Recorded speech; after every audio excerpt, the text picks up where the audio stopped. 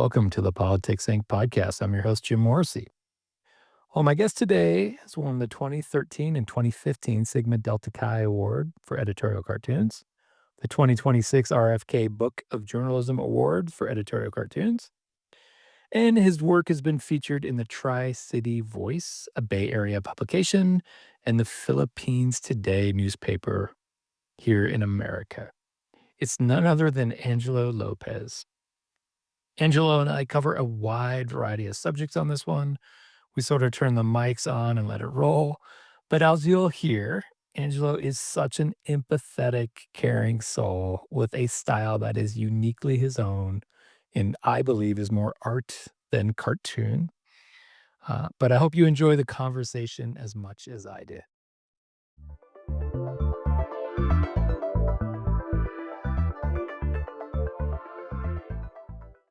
Welcome, Angelo. Hi, thank you for inviting me to this talk.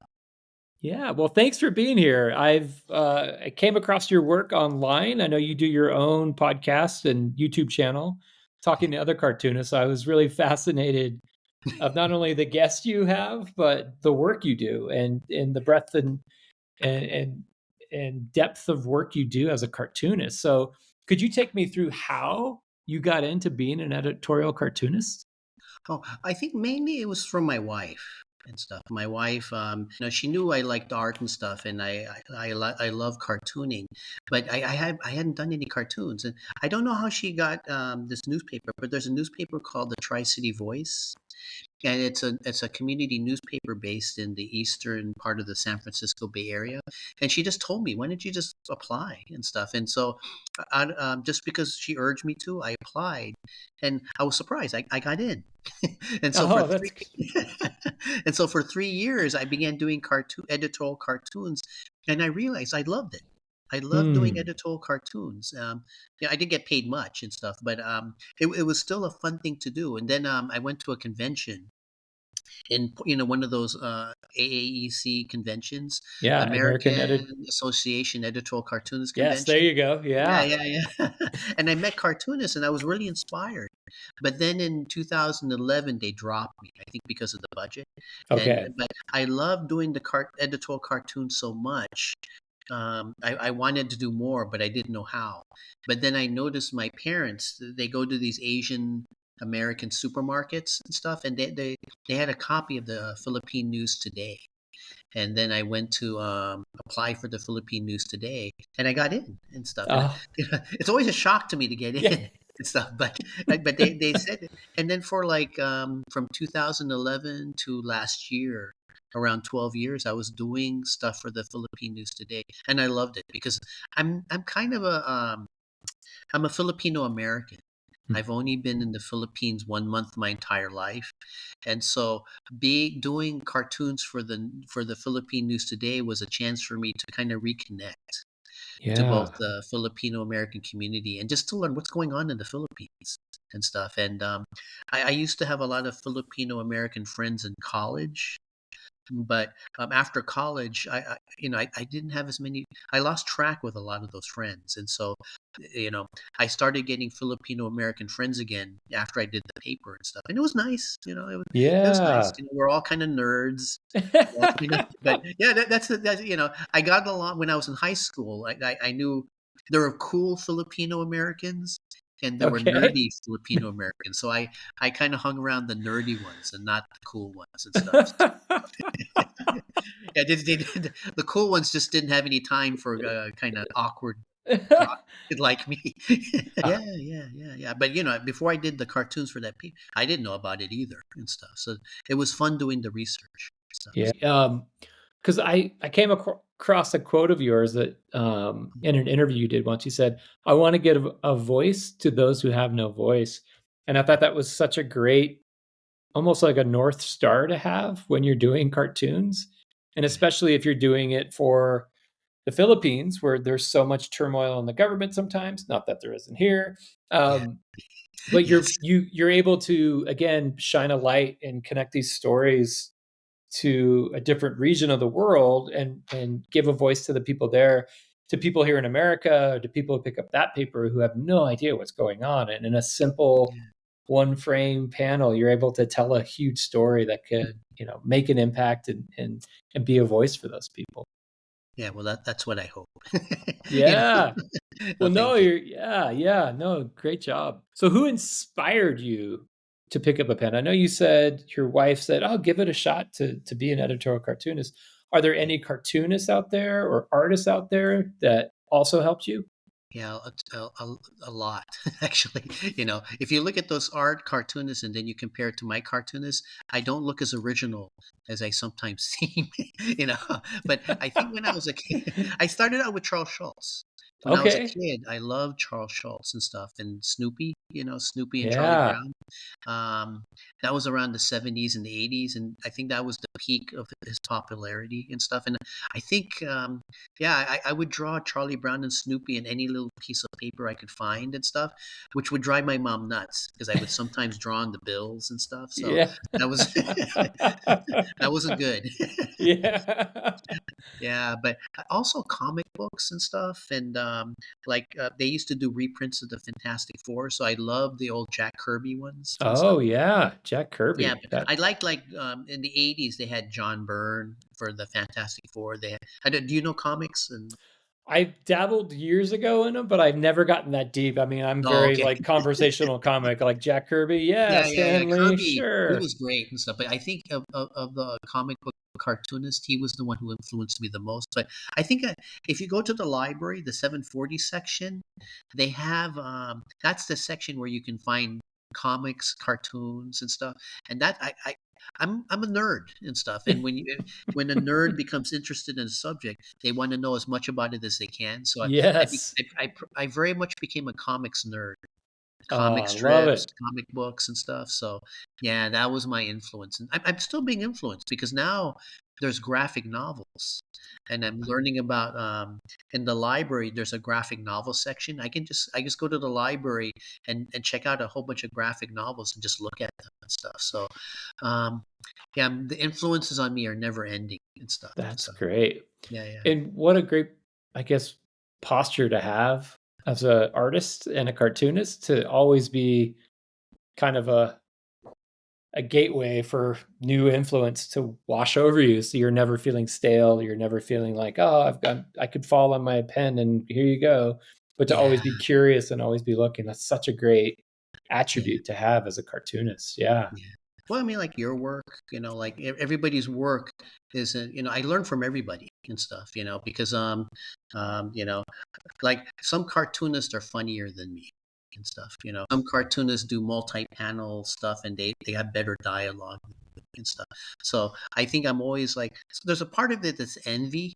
If if somebody does something better than me, the part of it's also admiration, envy, I guess, and stuff. So, Yeah, yeah, I that's don't a know. Is great that the way of same putting with it.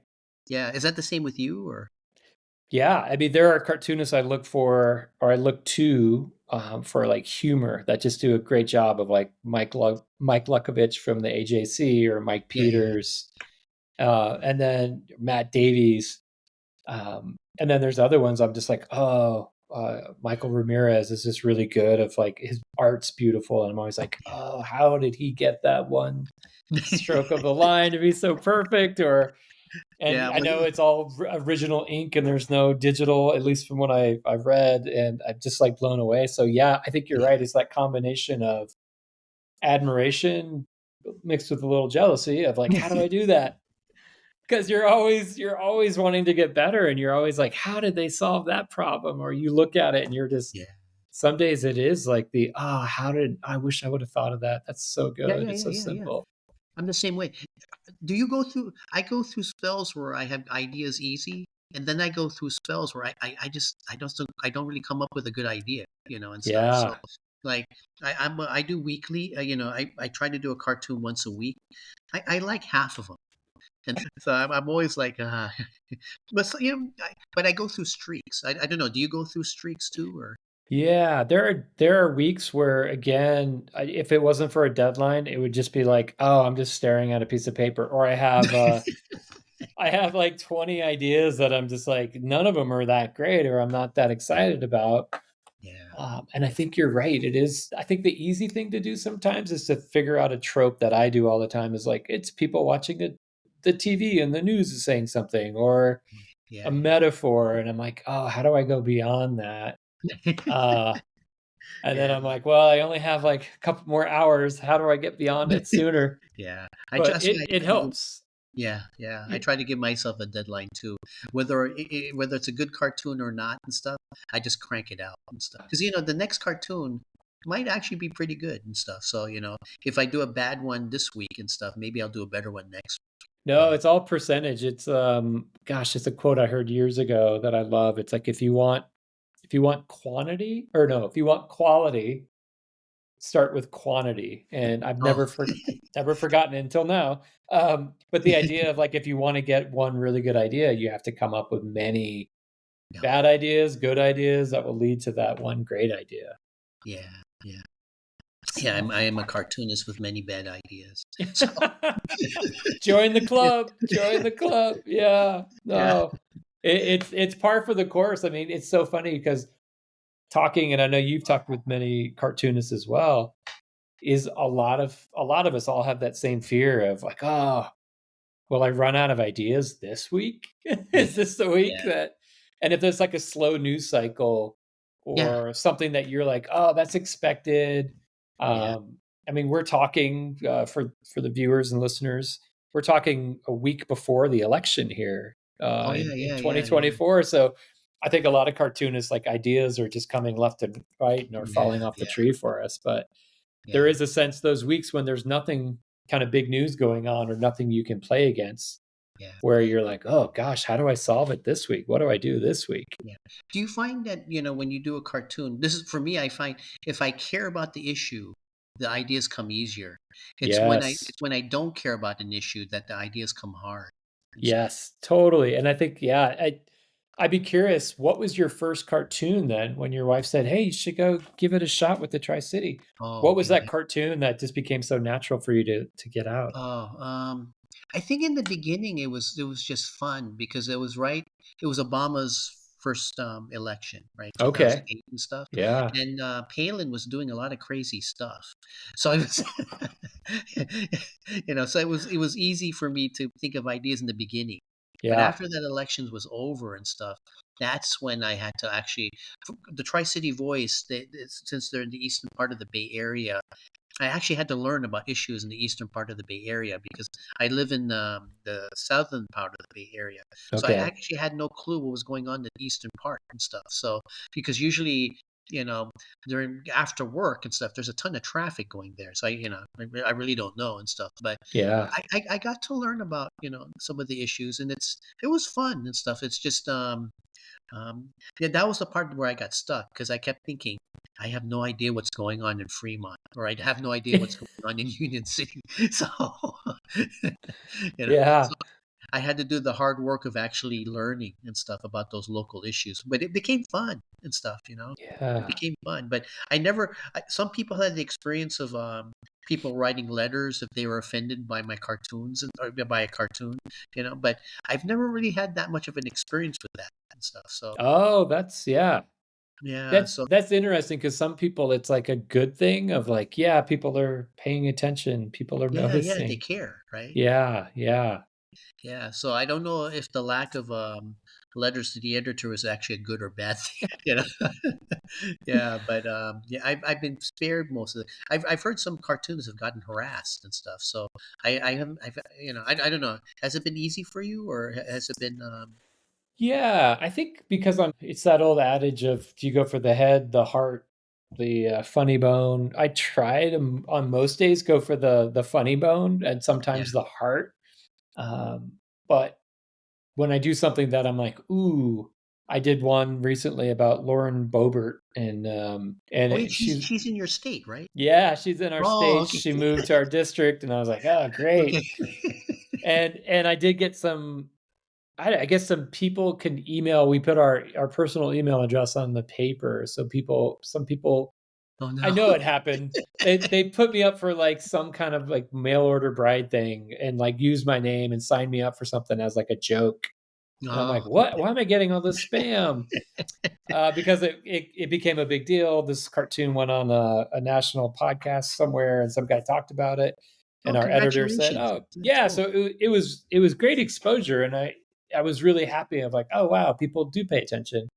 But Oh, then I started getting all these negative emails, and yeah, yeah, like yeah. my email was signed up for nefarious things. I'm like, wait a minute, and I was like, oh, got I it. remember this particular porn site. I'm like, yeah, and it was just one of those things where I'm like, oh, but this is what other people. This is like the retaliation of it, and then again, Um, it's small things that I'm sure like a fan or someone might have done it. Who knows if she did it herself or people.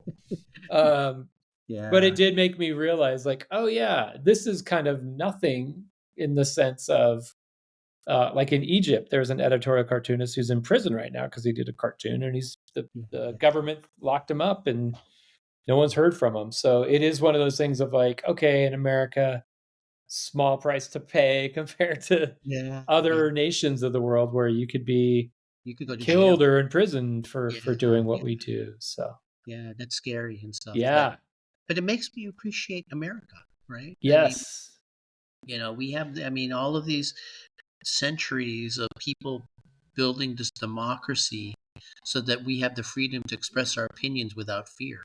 yeah, That's that's yeah, that's a lot more valuable. In the Philippines, you don't. There have been various times where you haven't had that right, right? So, yeah. During the Ferdinand Marcos oh yeah, yeah, yeah, reign and the for Duterte era too and stuff more okay, recently and stuff. So, it's been a scary time, but it makes me I think the authoritarianism in other countries makes me appreciate democracy at home yeah. and stuff. So, um, that'll probably be the only wise thing I say today. No, no, Yeah, no, no, but you're exactly right. And that's what I think was so amazing about your perspective and the work you've done. For having the light shine from the Philippines to the US with your work, yeah, it definitely helps put things in perspective, not only for you, the cartoonist, but which is great because then you realize, like, oh, okay, Sarah Palin, okay, not the end of the world. yeah, What harm could she do? Uh, yeah, but it does put things in perspective. So I guess that's why I was really fascinated with your work, and how you take on these bigger issues overseas and still make it relevant for American audiences. yeah, Because I think too that then adds that layer of, okay, democracy is pretty amazing and pretty rare to see at the scale we have it at. yeah, And we shouldn't be afraid, and we shouldn't be running in fear just because someone sits in the Oval Office. yeah, yeah.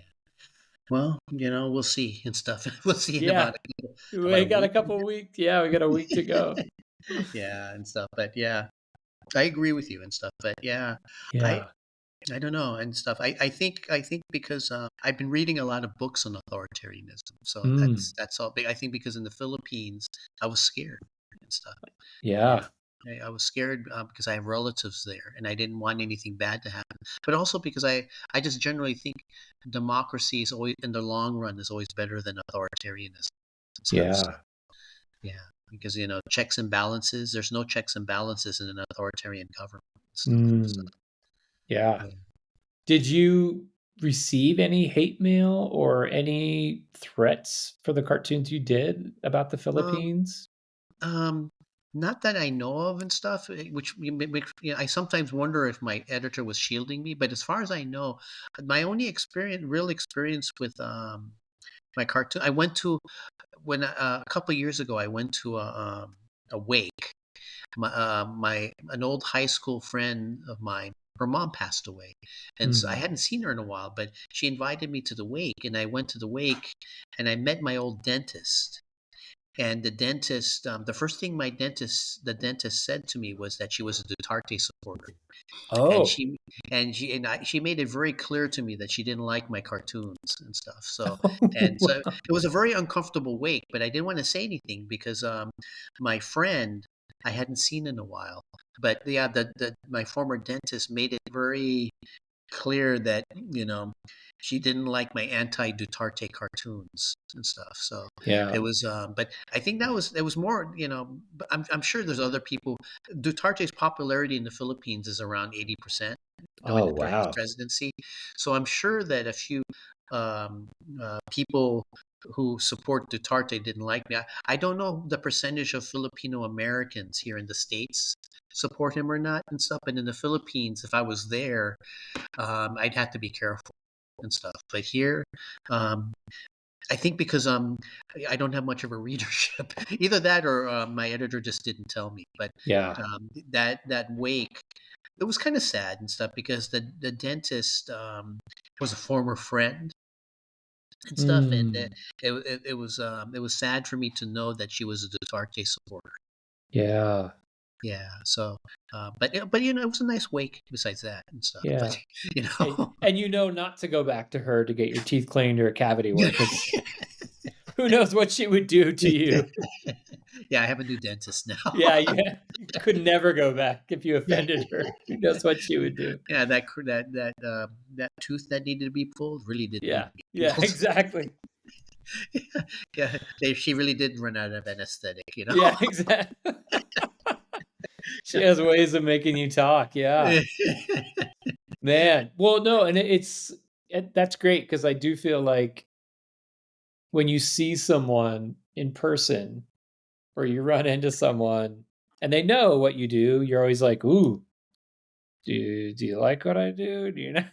Like Yeah, someone asked me like a blind question, "Are you that guy?" And I was like, "Who well, they know wants to your email. know?" Yeah, yeah, they know my email. But Did they have I had a a coworker ask me something once and I was like, "Oh, did you like that or not?" And he's like, "No, it was good." I was like, "Oh, well, yeah, great." yeah, yeah, But yeah, it did give me a moment of, "Oh, wow, I forgot. I can still express myself." It could, like I said, offend one or not the other. yeah, yeah, But I don't always think of that of like, who's this going to offend the most? It's always just like, no, this is an idea. I just want to share, get it off my chest. yeah. But when someone does meet you wherever, work, awake, wherever, No way. it can feel I very just want nerve to make wracking. sure I don't go to many wakes, Okay, right? I wasn't sure if that was like a typical thing. You know, yeah, I don't. I wasn't expecting any political confrontations in a wake, but Yeah. I just happened to at that one time and stuff. Yeah, It's when you yeah, least expect it. yeah, Yes. yeah, yeah, yeah. But I did give my respects to the to the deceased mom, I guess. Oh, well, no, I think that's what's great about your work, and it's kind of we see it and it just kind of oozes out of you is you have such empathy. Yeah, And it's such a great attribute where and again, all people, all cartoonists are different, but it's not like you have a malice intent or it's not like you have venom in your ink when you come up with your work. It's like you really come from a good posture and a good heart of yeah, showing empathy for the people, the situation. And again, I think going back to what that quote you said is you give a voice to the people who don't have a voice. And it really shows in your work because it's completely, how should I say it, jarring. The visual approach you give, where it's not your typical just black on white. Your yeah, process is really labored. Your uh, your shapes, your composition. Um, again, it feels to me very much like, and I know I'll kind of set this up, but your influences of muralists of Thomas Hart Benton and Diego Rivera, yeah, that idea of having almost like a mural like feel to your yeah, work, it really comes through. yeah. Hold on. Oh, Sorry, sure. the phone just rang and stuff. No, it's My okay. wife knows how to turn this off, so I was kind of fiddling around trying to get it to stop.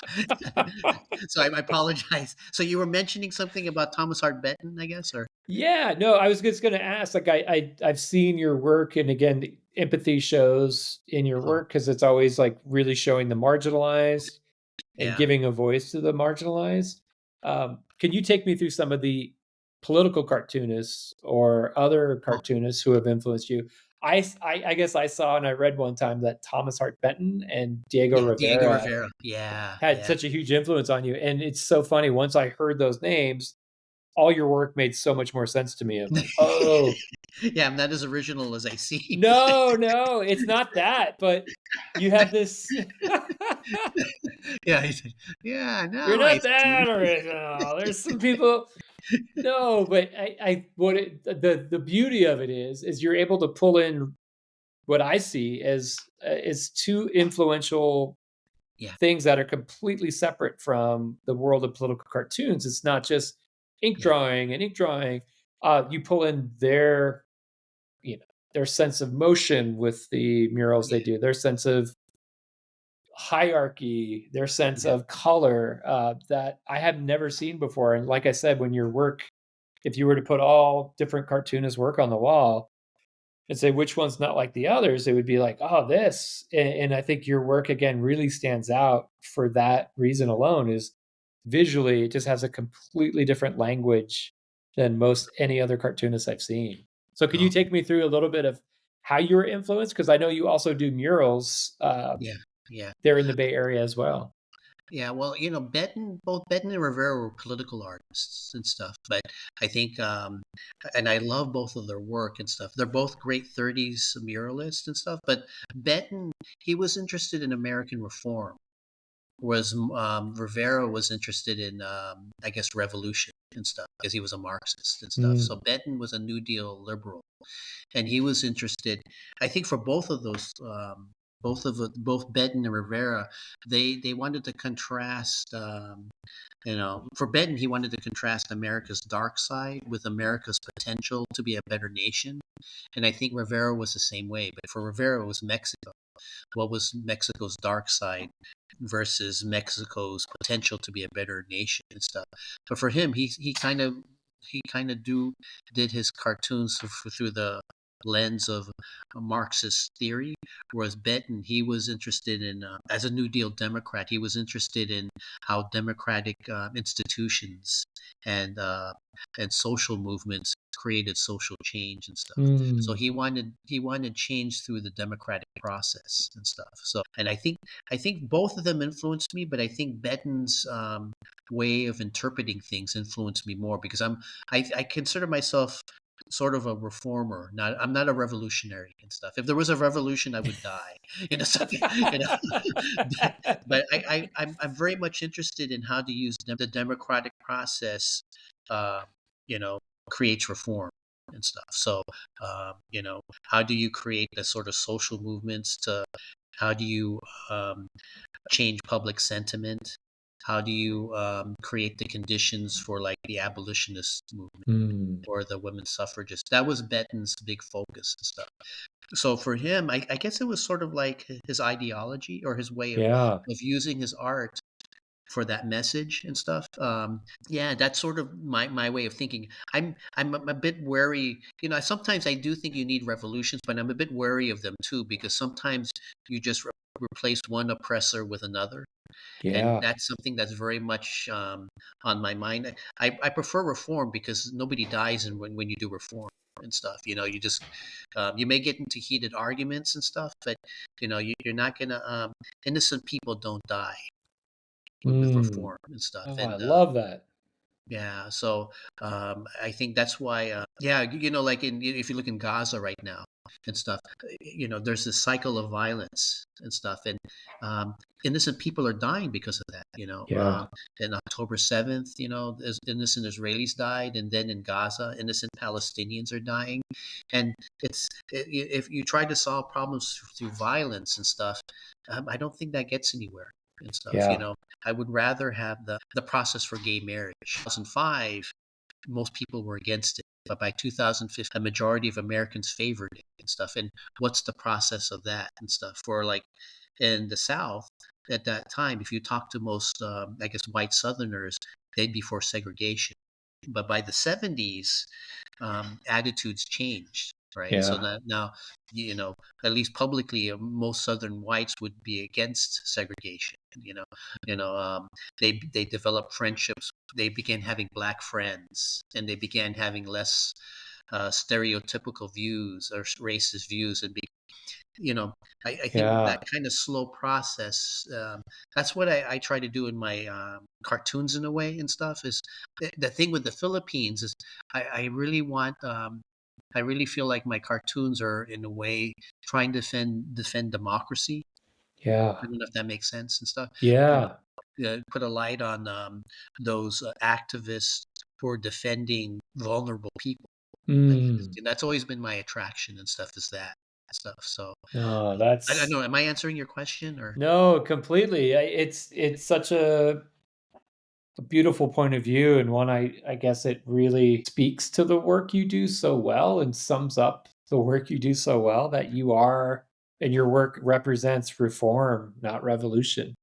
Yeah, Because you're showing, and again, even if it's like a slow drip year, week after week, month after month, year after year, it could help be a little bit of that rudder on the ship to help change people's minds without, oh, full yeah, revolution, we're going to blow up the ship. But yeah, changing people's minds is really a tough thing to do. You have to obviously sometimes get to the heart. That 18-inch gap between changing yeah, someone's mind starts here. And again, that's what I think your work does so eloquently is um, reminds people very subtly sometimes not so subtly, that these oppressive people, ideas, thoughts are out there, and there are people marginalized taking the full brunt of those actions. And like I said, you put such a great spotlight on that without making it feel venomous or hateful or low blow. It does a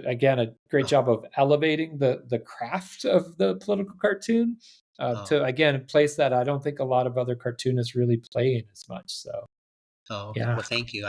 I always worry that my cartoons are too soft.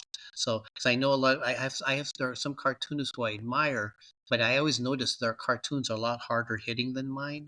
I'm not, yeah, So, but I can't help but just be who I am and stuff. yeah, With you, doesn't your cartoons reflect you and stuff? Or yeah. No, it's so true because it. I think if I heard this recently, it's like I don't want to be a cover band.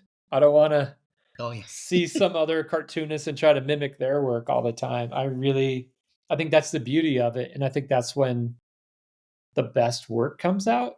And I guess yeah. I've never really even articulated that, but when you do when you do something that comes from your heart and soul and you're just like, "Oh, man, it felt good getting that idea down on paper." Yeah, you don't want to be a Um, Beatles cover band. You want to be yes. John, Paul, George, or Ringo. Yeah, Yes. Totally, totally. Yeah, you don't yeah, you wanna be the original who comes up with it because again, I think that's the beauty of the art, and that's the beauty that even AI or whatever technology these days, that can't even replicate because it still has to come from an idea, it still yeah, has to come from people yeah, who are influenced by this type of art or live in this geographic location or had this kind of background. I think that's the beauty of what makes the final product so intriguing is all the inputs to yeah, your life, my life, all the other cartoonists' life out there who yeah, pour it into this one final piece just to help change someone's mind or build this little reform yeah. of thinking for how people should act and treat each other. Yeah, yeah. Although I do have friends who are revolutionary, so if there is a revolution, hopefully the friendship saves me. You know, you know. I want to be on your team. Don't hurt me, don't hurt me. Yeah. I'm not. My cartoons are braver than I am. I'm a bit of a wimp. I love that line. My cartoons are braver than I am. I have to like Yeah. So That's yeah, so good. That's so good. No, I completely agree because yeah, that's great. Because it is easy, and I think what's I had someone say this once, it's like it's the one true art form that's still kind of out there where you have to write your name and sign your name to oh, something. We rarely I mean, if you think about it, other than, like, signing a check or yeah, if you're yeah, doing yeah. a painting that hangs in a museum, there's very few I didn't things even you think of actually that, but you're right. yeah, you sign your name to it, so you can't hide behind it, so Yeah, the fact that your cartoons are brave, it's such a or braver than you are, it's still you, which is great because you're signing your name to it every time, and it's showing how brave you are by getting it out there. yeah, yeah. Is your cartoon sort of an outlet for you and stuff? Like, okay, I have this political opinion. I can do a cartoon on it and not go, and not start, researching QAnon or something. Yes. I don't know. We're like, it's a healthy way of releasing your political opinions without hurting anybody. I think. Yeah. No, that's such a good way of putting it because I think if to say it that way is Um, yeah, there's probably a lot of people maybe hurting out there or can't articulate the Yeah, soundbite they pick up from their radio, TV, whatever their outlet is. And so their outlet might be, I'm gonna be a troll online, or I'm yeah, gonna yeah, make yeah, this Facebook post. But the actually act of creating, thinking, going through the process is actually kind of therapeutic to go, "Oh, okay. yeah, I yeah. wasn't that angry about this topic like I thought I'd be. It kinda came out funny. Yeah, yeah. And I think when Maybe you try to maybe I'm find not this, that bad." yeah, if you try to find the funny part of a particular subject and stuff, it's healthy for you. I always think that if you can laugh at something, that's a healthy way of dealing with a scary emotion, I Yeah, guess. Yeah. completely agree. No, and I think that's what it does. You're right. We get it all out, and then we don't hold on to that idea, or we feel like, "Oh, at least I got it out, and who cares?" I guess that's the other thing, because we always say, like, "Who watches or reads the cartoons?" Sometimes I don't even know, and sometimes I'm No, like, no, "I no, no. don't I even don't know either. care." Yeah, it's just like it goes to my editor, and that's all I know, Yeah, and yeah, I yeah. move on. Yeah, Yeah. I'm always wondering. I'm always because you don't see the effect and stuff. Like, if Yes. you're an actor, you can tell if you okay, like a comedian, you instantly know if you're good or not because if you don't hear any laughter, you're not doing a good job, right? Yeah, Or yeah, if if you're a dancer and nobody applauds, nobody you're not doing a good job. But for a cartoonist, your artwork is going out in this vast unknown, right? yeah. Yeah, I have no idea. I mean, I'm hoping it helps and stuff. But if you don't think that it's going to help, then you don't do good cartoons. So you have there's a sort of implied arrogance to Yeah. assuming. That's such a funny way of putting it. The feedback loop is so wide and big and long, but you almost have to lie to yourself and go, "Oh, this is gonna change the world, this one Yeah, tonight. Watch out, watch yeah, out." yeah, yeah. So next time Lisa bugs me, my wife, I'm gonna tell her, yeah, this cartoon is gonna change the world and stuff. So so Just give please me don't tell, yeah. yeah, don't tell me to take out the trash. Changing the world in here, please, please. Not now. Yeah. Oh, man. Well, could you take me through your process? And I'll put a link in the description Oh yeah, on the sure. website. But I love your process, and again, I go back to the your influence. And when I saw it, it kinda helped dissect, "Oh, wow, he does that. Oh, wow, he does that." Yeah. I would just love you to maybe take us all through how you go even from the creative side. How Okay. when you sit down, do you concept? Like, is that on paper? Yeah. And then what happens after you get that eureka? Oh, that's it. Like, what happens after that moment as well? Oh, okay. Well, I do thumbnails first, so Okay. I do it on cheap paper or like a sketchbook. So I Yeah. do thumbnails until I come up with an idea, and sometimes I do like brainstorming. I write words, and then if the words help me get an idea and stuff. I don't know what you call that, Yeah. but then after that I brainstorm for ideas, and a lot of times some sketches are not good, some are better and stuff. And after a while, I just pick one and stuff, and then I start doing the rough drawing, and Okay. then I trace the drawing. Once I get the drawing the way I want it, I trace it onto watercolor paper, and then I start inking it. And after I ink it, I wait a day because if I paint right after I ink, the ink runs Mm. and stuff, and so I wait a day and I ink. It's usually cold press watercolor paper, uh, Okay. and then I after I wait the day, I wait a day, the ink dries, and then I start watercolor. And so I do the old children's book illustrators like Maurice Sendak. When they did their illustrations, they did pen and ink and watercolor. So they would first do a layer of white, Mm. yellow, and raw sienna over the thing. So it's not pure white; it's sort of an off-white, kind of yellowish. So you mix like a white with the raw sienna and And titanium white, raw titanium? Okay. sienna, and I forgot what kind of yellow I use, but I use a yellow, and I mix them together, and then I do like if you look at the old children's book illustrators like Arthur Rackham and Maurice Sendak, they did. If you look at their paintings, there's no white; it's off white. And so they do that Ah, initial layer and stuff. So, or like Winnie the Pooh, what's his name? Yeah, I forgot his name, but yeah. that initial layer is sort of an off white, and then after that, Oh, I do the shadows. And the shadows, I mix ultramarine blue and burnt umber, and then I do the shadows. And then after that dries, then I layer the color. And okay. then and then after I layer the color, I get a brush and I re-ink the outlines. Oh, And got then it. I scan it in the computer, and then I do Photoshop. And if Okay. I want to add texture in the background or something, I've been doing some collage because of Jack Kirby. If you look at some of his Fantastic Four superhero comic books, he would sometimes have a splash page that's a collage, and Okay. I always thought that looked cool and stuff. So I decided to do that too. So I'm stealing from Jack Kirby, you know. Yeah. Yeah, you know, but and then I would send it off to whatever place I need to send it off to and stuff. Oh, So that's so great. I love that process though, because again, I think in this get it done, get it out as soon as possible yeah, way of working that the world is kind of moving at that, you know, I'm very slow.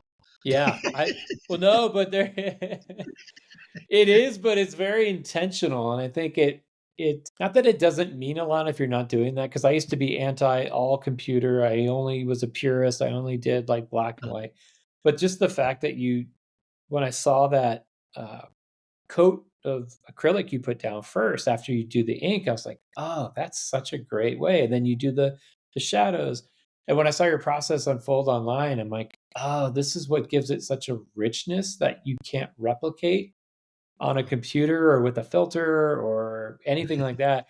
There's, like, a good depth of richness with your work, and I think all that you pour into it through those steps really kinda help make it feel very again, very different, and if you saw the lineup of, like I said, 100 cartoonists, it'd be like, "Whoa, what's that?" That's completely different, in a good way, 'cause I do feel like that time you take for it really pays off in ways Yeah, you can't really always explain. yeah. I don't know if I'd be able to do that if it was a daily, but for a week, Yeah. because I do things once a week and stuff, I have the time to do that and stuff. Okay. Just because it takes time for the ink to dry and stuff. But Yeah. I think it's just because of my love of children's book illustration and stuff, and so I adopted a lot of their techniques, those old. That's why I always tell people, if you look at like Maurice Sendak or some of these other children's book illustrators, and you look at my work doesn't look as original as it is. You're not you giving yourself near enough credit, I totally I think your work looks so I mean, yes, I could see Maurice Sendak, influence on your work too, but yeah, even your characters though have such a unique style to them. Is there like a go-to character you have oh, like when you're like drawing like a I'll call it just like an average person because I think that's 9 times out of 10 a cartoonist is like, "Oh, here's my politician, here's my average person." Do you have um, like a little shorthand of how you create those kind of drawings? well, I mean, when I do the drawing, you know how in those old how-to Disney books, everything's a Yeah. kind of a circles and Yeah. elongated. I kind of draw that way. So in terms of like the way I draw, I was influenced by that and stuff because I went to Okay. the library, and that was it seems like every library has one of those Disney, how did they do this type Yeah. things and stuff. So uh, Yeah. I would check them out and stuff, and I would sketch just so that, and so I think I adopted that kind of round, elongated kind of look and stuff. So in terms of a generic type character, I don't know. Most of my characters look worried. Yeah. They're bag under their eyes. They're always Hmm. they're lying because you know, I put them in situations where they have a reason to be worried. you know, so There's an uh, oppressive dictator above them. yeah, Yes. Yeah. yeah, Yeah. yeah. But you know, I generally most of my figures tend to be maybe like me. They're very anxiety ridden and stuff because I put them in political situations because I think that when I read the news and stuff, especially about countries that maybe the Philippines may be going maybe democratically backsliding towards authoritarianism and stuff, that causes me anxiety because I don't want my Yeah. relatives to be hurt and stuff. Yeah. So my characters reflect my anxiety. So I Hmm. think I don't know if that's generic, but that's sort of I my I don't have mentally healthy characters. Yeah. All of my any cartoon character I draw probably needs to spend some time with a therapist. You know?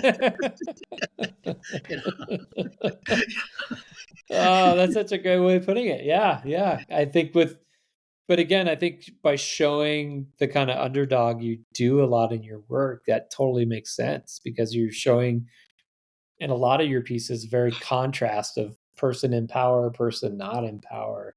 Yeah. So that completely makes sense. Do you have a favorite politician? Like flipping the script on that. Do you have a favorite Oh, politician or person you like drawing? um, most of my I tend to draw politicians I don't like. Oh So, yeah. so I mean, mostly Duterte. Like, even though Trump is big in the news, I haven't actually done that many Trump cartoons because I'm focused on the Philippines. Yeah. So I've done quite a few Duterte cartoons just because yeah, I've done a few Marcos cartoons too because Ferdinand Marcos's son is now president of the Philippines and Oh, stuff. So that's but I don't really consider myself a caricaturist. So I do the cartoonist sin of putting labels and stuff just in case people don't see what they don't recognize the. So I'll draw Duterte, but then I'll put in a shirt, yeah. Duterte, just to make sure that they know that's Duterte and stuff. So I do that cardinal sin. You know, I know Yeah. people complain that some cartoonists do too many labels. I'm Yeah. very guilty of that. Yeah. No, me too. Me too. And it's Yeah. it's a fine line where you're like, well, does everyone know who this person is? I know who they are. But you're right. Sometimes it is. I guess I never looked at it like a crutch or cardinal sin, but Yeah. Yeah. writing the There- name, putting a little badge on their shirt or whatever. Yeah. There's Yeah. some store somewhere that has these shirts, right? Yeah, this is where Duterte buys his shirts and stuff. They Yeah. all because he has such an ego, they all have He to say wants it, yeah, and if he has a black shirt, it's written in white. Yeah, yeah, so that all makes sense. It all makes sense. It's probably run by a cartoonist who runs that you know, store. like the old Acme for the Yeah. Warner Brothers. It all comes from one place. Yeah, yeah, yeah. Although that person must have a lot of profit and stuff. Yeah. So yeah, yeah. Oh, But man. yeah, yeah. I'm trying to think. I have done a few Trump ones, but not many. Yeah. Relative to other cartoonists, I've done relatively few Trump cartoons. I tend to do more. I've done a few paramilitary, Philippine paramilitary, troops and stuff. Okay. What else have I done? Not much. There was a time when I was doing a lot of Lincoln, to kind of contrast Lincoln and the Republican Party as it used to be with the Republican Party now Oh, and stuff. And Lincoln's my favorite president and stuff. So, yeah. okay, yeah, he's one. Lincoln. Okay, Lincoln. Yeah. Okay, Lincoln. Well, so yeah, most of the politicians I don't draw and stuff. So I like Yeah. Kennedy. I like Yeah. Lincoln. Um, Roosevelt, I guess. Yeah. Maybe Benjamin Franklin, I guess. But you know, yeah. But I don't really draw them and stuff. Eleanor Roosevelt, I guess. And Yeah. yeah, yeah. I'm No, trying to, that's great. yeah, Is there someone, I guess just kind of moving on from that, because again, I think great level of empathy you have for people and even politicians too. Is there who are like influential people in your life? oh I yeah, know you said your wife helped you get into it and kind of nudged you in that direction. yeah. Who are those people in your life who've beyond just the cartooning who've influenced you and impacted you? Yeah. Well, my wife for sure, because I'm not. Before I met my wife, I kind of felt like a failure as an artist and stuff because Hmm. I hadn't had anything published. I wasn't consistently painting and stuff. But I think after I started dating and I married my wife and stuff, she encouraged me, to do stuff. And that I think when I began doing that, when you find something you're good at, you gain more confidence in yourself and stuff. And Yeah. that was sort of the thing with her. Is she didn't really push me, but she just told me, well, yeah, why not and stuff. And I think that why not attitude helped me. Um, I had two very close friends, the Liebermans. Jan and Don Lieberman. I worked with Jan Lieberman in the library, and we would just she loved old movie. They both loved old movies. They loved jazz. They loved classical music.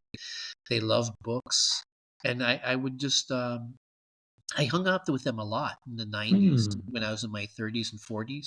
And I think of all the people I have a lot of close, good friends and stuff in my life, but they're the friends who I had the most in common with and stuff. Oh, Yeah, so in Palo Alto, there's a Stanford Theater, and in the Stanford Theater, they would show old movies, and on Wednesday nights they'd show old silent movies, and then an organ would pop up.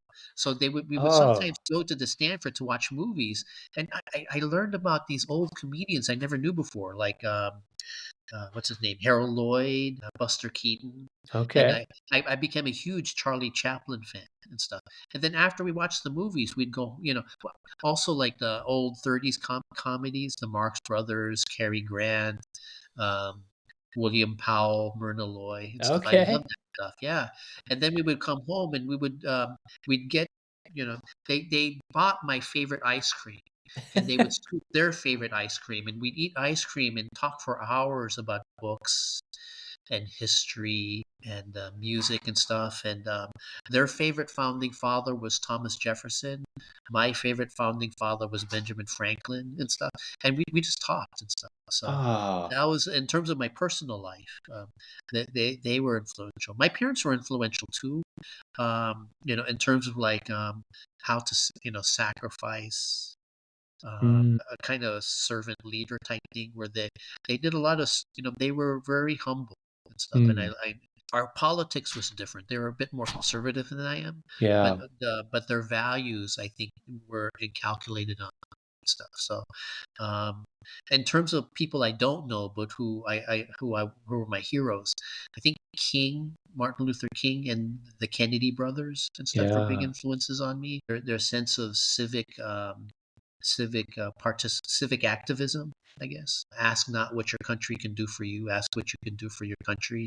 And the idea of like serving the community and stuff. And I guess along similar lines, in the 80s and 70s, there were Catholic priests, nuns, and Catholic lay people who were risking their lives to speak out for the poor in the Philippines and Latin America.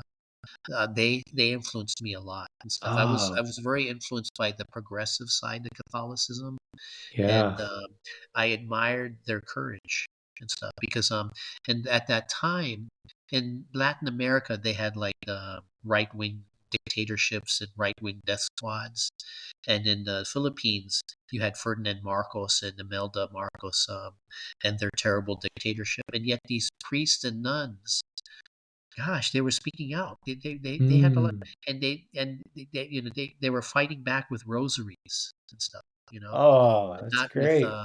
not with guns and stuff. And I really, I, I, I admire. I have a love hate relationship with the Catholic Church. But one of the things about the Catholic Church I love was that sort of like defense of the poor. Yeah, You know, yeah. So, but I haven't. Those are people I haven't met. I yeah, learned about them just through media and stuff. But they remained heroes for me and stuff. mm, Even with my uh, even with my somewhat sketchy Christian life. yeah. I am No not one's going to got it be. figured out. Yeah. Yeah, I'm not in the running for sainthood anytime soon. Well, no, but that mix of it all makes sense now, like the Liebermans and just the sharing and openness of like anytime you have conversations with people that can just last for hours, that's always a good sign Yeah, yeah, yeah, and the of ice cream too. yeah, and the ice cream never hurts.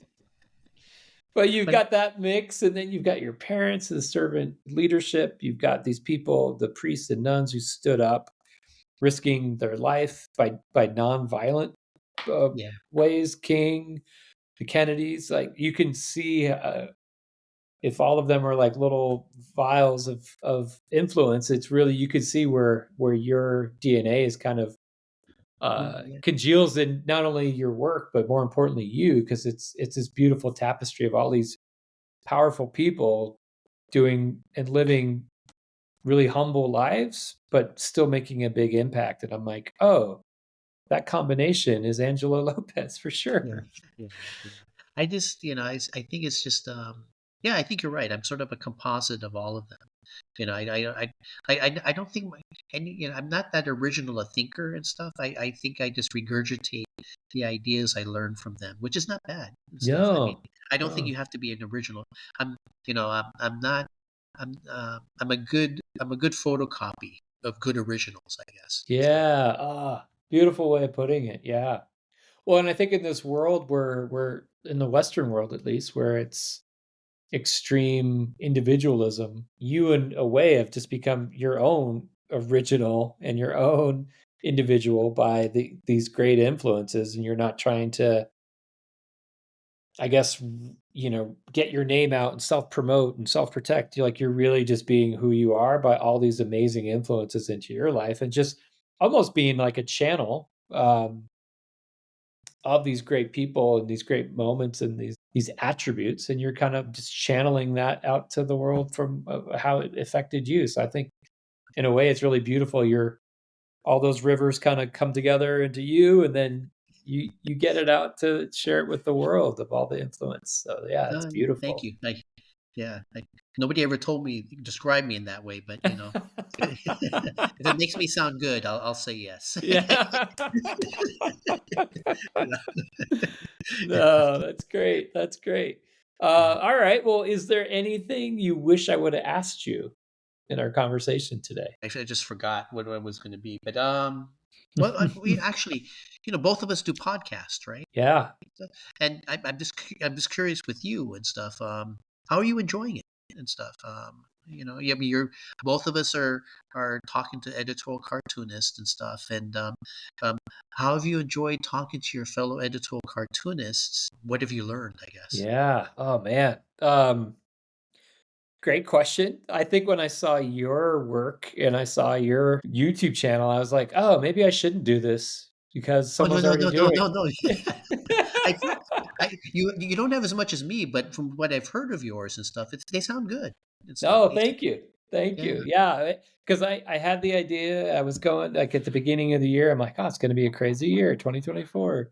No. Um, and then I was doing research on like, is there anyone out there doing this? And I saw your work. I was like, oh man, someone's doing it. But then I kind of had to get past that, Yeah. and I'm glad I did because I think there's this. Well, someone else is going to do it, and I think, as you know, as a cartoonist, when you come up with ideas, you have to leave space for them to breathe, and sometimes we Yeah. kill them too easily. Same Yeah. thing when it's like a bigger thing or a different thing like, a podcast. And so I think the thing I've loved about it is meeting people like you and to learn, oh man, the different attributes that make the people who they are and all the things that help form who he or she is to then get the work out in the world.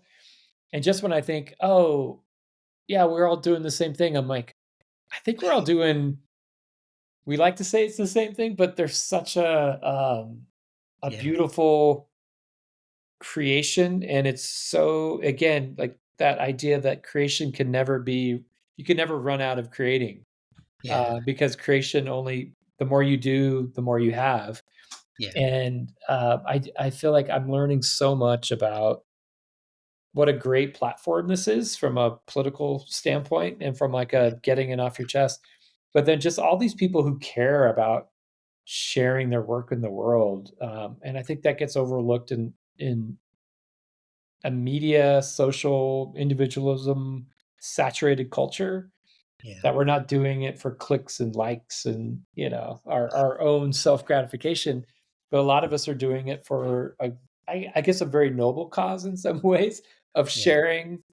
sharing something out, maybe speaking truth to power, but getting words out, helping the marginalized have a voice like you do. And I think that's what's inspiring to me. If I had to put it in one word, it's been inspiring to hear and learn the stories again Yeah. from people like you and other people that are out there doing it, because it makes me go, okay, this is worth the pursuit. This is worth to get up Yeah, and yeah. to keep doing Continue this. doing it and stuff. Your stuff is good and stuff. Your podcasts are good, and I've heard two so far. Signe Wilkinson and stuff. Yeah. That was pretty good too, and stuff. Thanks. And you're gonna have a different questions and different perspectives than mine. I think there's another guy who was doing a podcast for a while. Kevin Gallagher. He was doing Oh, something called satire. What was that called? Satire will save us all and stuff. okay. But he did his a few years ago, but he had like I forgot how many 10, 15. I loved listening to them, but he stopped and stuff. I kind Okay. of wish that he continued and stuff. And the what's this guy's name? Daryl Cagle. Oh He yeah. Yeah, he does these things where he talks to but his format's a little bit different and stuff. Is because he posts his cartoons, and then he just has the cartoonist describe the cartoon, and Yeah. he can do that because he owns the syndicate with these cartoonists and stuff. So, but I kind of don't like that format because it breaks the flow and stuff of the conversation and stuff. It's, Yeah. but I like looking, but he talks to a ton of cartoonists and stuff. So Yeah, I watched some of his too just to see, oh, how are other people doing it? Like I love yours because it's like long format, great like deep oh, conversations. yeah, Um links and again, it's more long format where you're right, his is a little bit more choppy. yeah, yeah. Good, bad, or No, but his stuff indifferent. is good. I like his. Yeah, He's a good yeah, cartoonist. It's just yeah. yeah, I don't like that slide format where you get a slide and he talks about this, you talk He about the reads the slide. bubbles and Yeah, yeah, yeah, he does yeah, his and voice stuff. for the bubbles. Yeah. Yeah, I prefer a conversation. Like with us right now. For you, I like the give and take. Oh, You know what I good. mean? I like that give and take of it, and you're a natural conversationalist and stuff. Me, Oh, yeah, thanks. yeah. I'm very good at making an awkward situation worse. So I thought to myself, you know what? I think I'll do a cartoonist talk. Yeah. But I think for me, part of it's I'm just a nerd. It's cool, that kind of Yeah. nerd's delight in meeting other cartoonists and stuff. Totally, Yeah, totally. No, I'm full on nerd myself, and I think that's what makes what we do, and just finding other like-minded people like ourselves who we can yeah, share the stories and not just, I guess, keep us motivated, but I think I go back to it, is that inspiration of, oh, just when I think I've seen every cartoonist and I'm like, I come across your work and I'm like, whoa, I've never seen anything like this. Who is Angelo? Let me reach out and let's see if he wants to talk. And then I see your full portfolio of work and I'm like, oh, wow, this is amazing. It just gives me better perspective and a good perspective of not even how I stack up, but it's just, I'll call it beautiful in the sense that everyone's got their own yeah. I way of like getting their work out. Yeah, I like that too. I'm inspired by a lot of cartoonists too, um, and I think you're right. I say I'm envious. I'm not really that envious because I think every cartoonist is different. You know, Yeah. and you know. But one of the things I learned is that cartoonists are actually very insightful on the political scene and stuff, and quite a few cartoonists are actually very courageous and stuff. I'm Yeah. inspired by their courage because I'm actually not that courageous a person in real life and stuff, but I'm inspired by their courage and stuff. Sometimes I may be tempted to wimp out on a certain issue. I Yeah. decide not to wimp out because if those cartoonists are like I've talked to cartoonists in foreign countries who they're in trial for and they could be in jail, right? Or and but if they're able, but if they have the courage to do their cartoons in spite of going to jail in this free country of United States, where I don't have that fear, I should be brave enough to do cartoons Mm. that I think it's the same thing with you, inspiration and stuff. Yeah. Inspiration and a nerdy delight and inspiration is sort of my it's like wow I'm talking to Oh, I the love that. Nerdy delight and inspiration. No, oh because you're exactly right. It's good. I'm drawn to people who are drawn to interesting things in life, and I'm curious of like what keeps people going and why people do what they do. So to yeah me, again, it's been great meeting all these different cartoonists, hearing their stories. And again, the cartoons almost become a side byproduct of the person and what makes the person tick to do this, because it is kind of a very one of one, not the most famous popular thing in the world anymore. We're kind of dying off, if you will. But it Yeah, is such a great yeah, medium for people to share. And again, that's one of the other reasons I started this, is almost to make it a time capsule yeah, yeah, uh, yeah. I think that's of important because yeah, if our profession dies out, if well, I think there'll always be political cartoonists, but editorial cartoonists. That's one of the questions that they have that people have is um, you know um, if newspapers die out, you know, how will editorial cartooning evolve? Like on Instagram, on yeah, Facebook and stuff. And when I talk to some of there's a fear, but there's also a lot of. I think my guess is that a lot of the future editorial cartoonists will be entrepreneurs. They have to know how to attract an audience. yeah. Market their work and this and that. I'm terrible at that, so I think I'm going to die out in a few. No, but, no, we can't have you but I dying mean, out. but I think it's in terms of like I think with all of the fine arts, not just editorial cartooning and stuff. Editorial cartooning, as long as there were a lot of newspapers, they had the opportunity to like, oh gosh, I wonder, let me talk to this reporter who's working on this story. Yeah, The editor will say, "Well, I like this cartoon." We're now when we're online, we're sort of our own editors and stuff. yeah, Where when I do the research, I'm just looking at articles in a news site or something. I I can't talk to a reporter and say. I sometimes talk when I go sometimes to protests and talk to activists, but even with that, I have to fact check yeah, to make sure that what they're telling me is right. Yeah, for the a lot of times, I actually kind of trust activists because a lot of times things are worse than what they tell me. In the Philippines and stuff, I think they tell me, oh, there's some things are going bad and stuff. But when I research, it's actually worse than what they're telling me and stuff. So oh, I've learned to trust what they tell me just because when I fact check, it's actually worse. Which mm, is not good news, but no, it helps me to learn about subjects that I otherwise would not know and stuff, yeah, right? And stuff. But I like cartoons. One of the things I notice about all those cartoons, they care. I yeah, think as long as you care and stuff, the best cartoonists, they care. If they care, that passion reflects in their work. Like yeah, you care about what's going on in Colorado, so that's why your cartoons have that thing. I care about the Filipino American community, so my cartoons reflect my caring for that community and stuff. So I think if for somebody who's not a cartoonist and thinking about it, you just if you want to be a political cartoonist, you have to find out what you care about and then do those cartoons on that stuff that you care, right? oh, Yeah, that's a yeah, beautiful way of putting it, man, yes. yeah.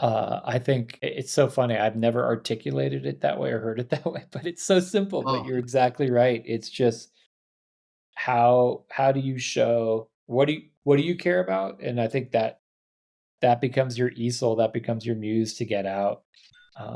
So yeah, no, I love the way you put that. So good, I so usually am good. not this insightful. Usually, so I'm kind of suspicious that maybe I heard it from another cartoonist and I'm just No. repeating.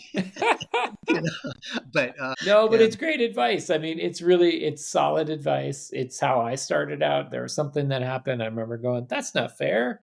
yeah, And yeah, I yeah, drew yeah, it and then I sent it to the editor. They're like, "Do you want a job?" I'm like, "Sure, okay." And I look yeah, back yeah, at yeah, that cartoon. It was horrible from like a design, drawing, everything, but I was like, "Oh, I got it off my chest because I yeah, cared about an issue." And that, you're right. It's like if you care, you'll be a protester. If you care, you'll put your neck on the line. If you care, you could sit down, and this is another way of showing your heart, your empathy, your passion for a yeah, subject that's going on in the world that a lot of people could just yeah, forget about or not know about. yeah. I agree and stuff, but Yeah. yeah, yeah. No, this is great. Well, where can people find you online? Oh, well, I just got recently accepted a few weeks ago in the Cartooning for Peace. Oh, So I have a few congratulations. stuff. Yeah, yeah. Thank you. It's a European group for international cartoonists from all over the world. You can look there. There's also I also regularly contribute every week to the Cartoon Movement, another European website and stuff. And there's a Filipino group called Petit Bulag. They're a group of Filipino political cartoonists, Oh, and they have a Facebook page. They were originally on Facebook, and I would contribute to their Facebook page, but now they're in this new site called Rappler. Rappler is a news site from the Philippines, and the owner or the co-founder of Rappler won the Nobel Prize 2 years ago. So Maria Ressa is the I don't know if she's the co-founder, but she's one of the high. She's either the co-founder or the owner of Rappler and stuff. okay. And so, Ah, um, and also, what else? I have a Facebook page and I have an okay. Instagram page. So just look up Angelo Lopez Instagram cartoons, I guess, and or Angelo Lopez Facebook cartoons, and so find me there. And hopefully, yeah, maybe at some point I'll get. None of the. I think one of the things with with that stuff is that I try to put my process. Oh yeah, okay, actually, also my YouTube Your page. YouTube channel. Angelo Lopez, I guess cartoons YouTube, and you'll find me there and stuff. Yeah. And I'll put So all the links in the description yeah, on you the can edit podcast out too. if the list becomes too long, you can edit it down to a few if you want. Yeah. No, no, this is great. And congratulations on Cartoon for Peace. That is no surprise that you're being recognized and awarded for that. Again, Oh yeah, yeah. I'll put links to your work in there too, because it is a common theme in your work of really fighting for justice and fighting for the marginalized. So Oh, thank you. congratulations. If you ever want to apply for them and stuff, you can go to their Cartooning for Peace website. It takes a year. Oh, I'm not sure wow. why it takes a year, but it takes a year for them because I applied last summer, but they said in their website it'll take a year to judge and Okay. stuff. So apply, but you know don't expect a quick answer. Apply, then wait. Yeah. Yeah. But they're a good group and stuff. You got good cartoons. It's just for their stuff. If you want to do international cartoons and stuff, Got it. that's sort of more their focus and stuff. So Okay. yeah, if you do Laura Borbert, I guess I forgot how. Yeah. Yeah, they probably will have They'd no probably clue be what like, who's this she? Why does this matter? Yeah. Small is. potatoes compared to what's going on in the world. Yeah, yeah, but you're a good enough cartoonist. It's just I think their stuff is more on foreign affairs and stuff. Got it. So Okay. Ukraine or Gaza or something. If you ever do any good foreign cartoons, you may want to apply for them. Yeah. No, that's great. I'm learning again, moments like this, I'm learning so much about how big Oh, the industry is globally. And I think that's what's great about this too, is just learning oh and yeah, yeah, seeing like, oh, okay, this is a viable, thriving community of cartoonists and people who recognize it. yeah, It's not just us alone at yeah. our desk doing it and hoping that the world sees it. Yeah, yeah. And if you ever for your podcast, if you ever want to talk to foreign cartoonists and stuff, that might be an avenue for you to go just to look at the cart because they're they uh, you know the ones I've interviewed from they're very happy to talk to you, Oh, and that's stuff. It's awesome. just that I think the only issue is whether they know English. Okay. Right. And so because Yeah. I only know English and stuff, and so I'm limited to those cartoonists who know English. So like, I did a cartoonist from India, Hong Kong, Taiwan, and Singapore, and they all knew English, and the Philippines and stuff. So Okay. yeah, if you can find a former British colony and stuff, but cartoonists are wonderful. It's just um, in our country, we're worried about about the job security and financials and stuff. Other countries, they're worried about going to jail and stuff. Yeah. It's a very different thing. Complete. That's such a great way of putting it. Yeah. No, It's funny how our capitalist mindset is, how do we keep our jobs and keep what we're doing? It's like, is that the most important reason we should be doing it? But yes, yeah, completely agree. Yeah. Well, Angelo, thank you so much for joining. I appreciate all the time you took. I appreciate your work, all you do. And again, the empathy really shows in your work, and so much good conversation today, from reform, not revolution, to uh, my cartoons are braver than me. Well, I actually think you're braver than your cartoons because you're the maker of those brave cartoons. So thank you very much, sir, for being on Oh, today. I yeah. Thank really you too. appreciate it. Sure. Thank you very much too for inviting me, and go Broncos. Thank you.